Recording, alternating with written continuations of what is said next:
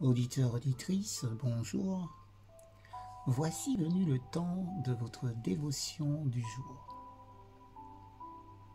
Le titre de notre partage s'intitule « Comment Dieu traite les hommes ».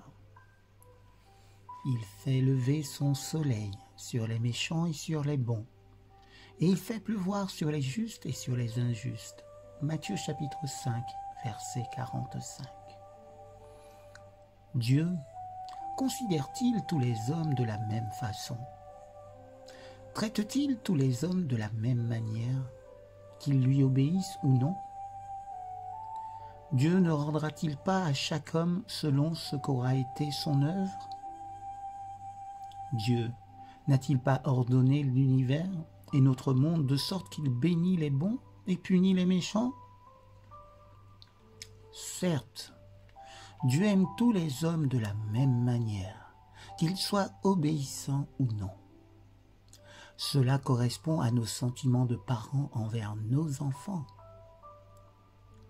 Mais avec des personnes différentes, les conséquences sont différentes.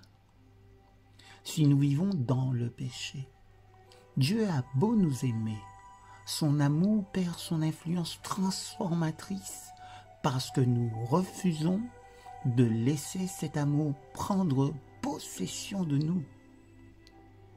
Si nous choisissons le Christ et sa justice, si nous cherchons premièrement le royaume de Dieu et sa justice, alors toutes ces choses nous appartiendront aussi.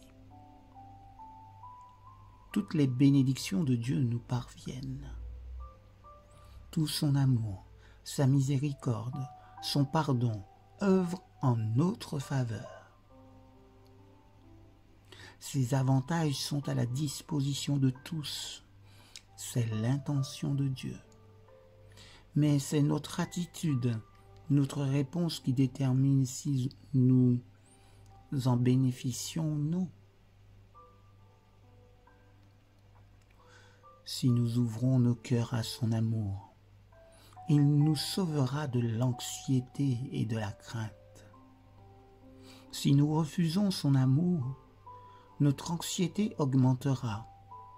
Si nous acceptons Dieu comme notre Père céleste, alors nous recevons les avantages destinés à ses enfants.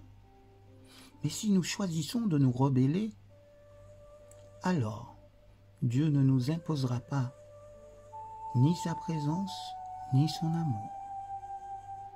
Si nous suivons le chemin du prodigue, alors nous nous excluons de la relation père-enfant et des bénédictions qui découlent d'une telle relation, hélas.